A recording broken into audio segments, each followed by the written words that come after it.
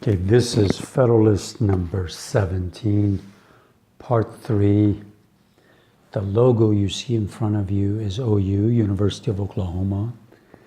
This is where I attended school in 1980s, and I use the OU library quite a bit, and this is my way of saying thank you.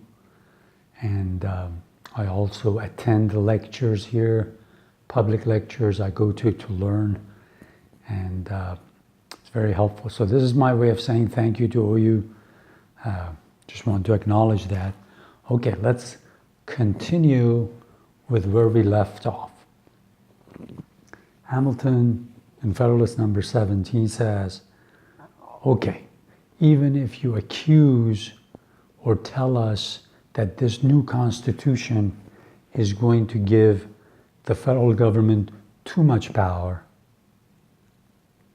we say that no, if state governments do their job right, do their duties right, people will always respect and love their state governments more because they see it day to day. The state government will be closer to them, whether they are whether it's a traffic violation, whether it's traffic signs, stop signs, whether it's local schools, whether it's marriage and divorce, whether it's the house that you build, the property tax, you name it. Everything like that is in the hands of the state. Whether somebody breaks into your house, that's the city and then the county and the state that are directly involved with that case. Your safety, your happiness, your well-being, all of those will be, your first contact would be with your local government. So do not tell people that federal government is going to get too big and is going to take all the state powers away. He says that is not the truth. And then I'll go to paragraph 3, says the superiority of influence in favor of the particular governments would result partly from the diffusive construction of the national government. Diffusive means it's spread out. It's not in your face. You don't have contact with it all the time. But chiefly from the nature of the objects to which the attention of the state administrations would be directed. The next paragraph, it is a known fact in human nature that its affections are commonly weak in proportion to the distance or diffusiveness of the object.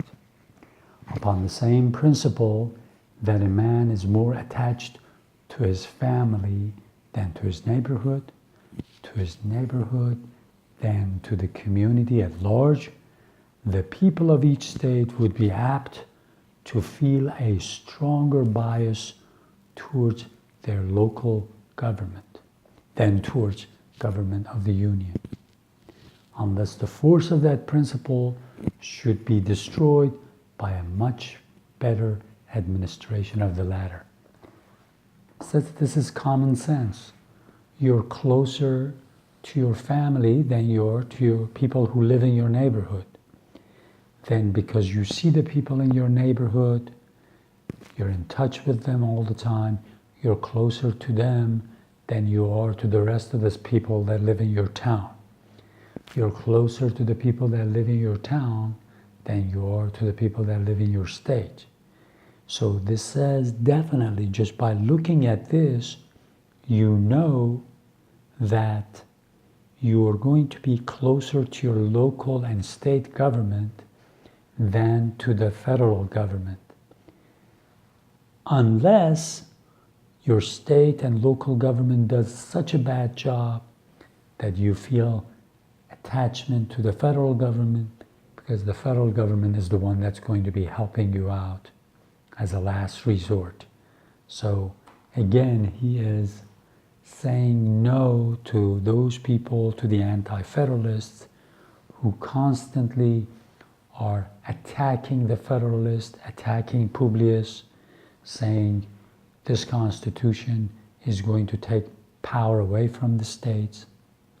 For those of you who follow American politics, it is still going on, the same thing. The state officials or some of the representatives, when they want to criticize the federal government, if you listen to them, they keep on saying Washington does this, Washington does that. They're talking about Washington, District of Columbia, that's the capital of the United States, and they're constantly blaming the federal government for anything they can find an excuse for. So this is something that's happened for a long time, and it's not going to go away anytime soon. So the trick is to learn more and more about American history, to learn about, the Federalist Papers, and then you can reflect and see who is right. Are the states' rights being violated? Is the national government getting too big? Imagine if these founders of the United States were around at this time. How would the federal government be different? Think about it this way. They had no cars back then. They had no airplanes, no helicopters, no huge ships. They did not have air conditioning. They did not have refrigeration. They did not even have bicycles. So every time you have one of these things that supposedly makes your life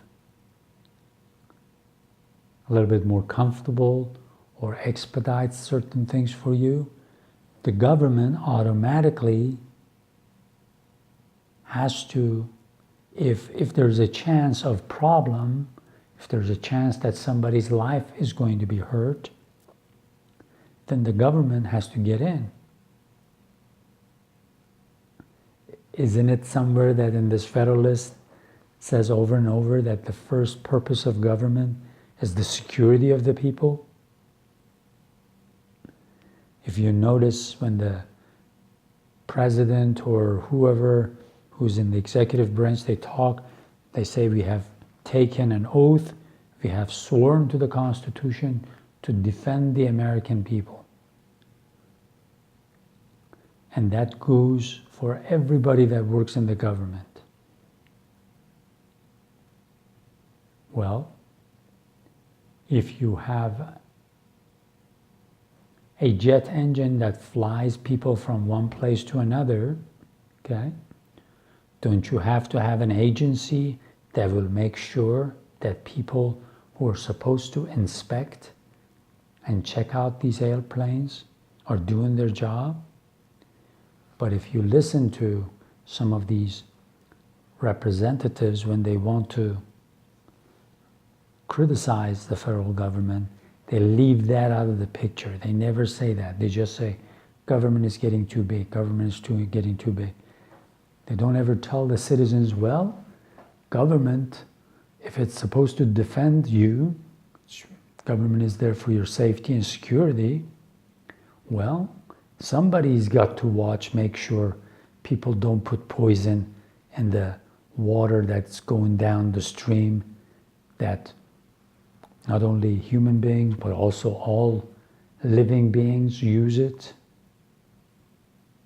Somebody's got to make sure that doesn't happen. So you have to find the balance between what government can and should do and what government should stay out of.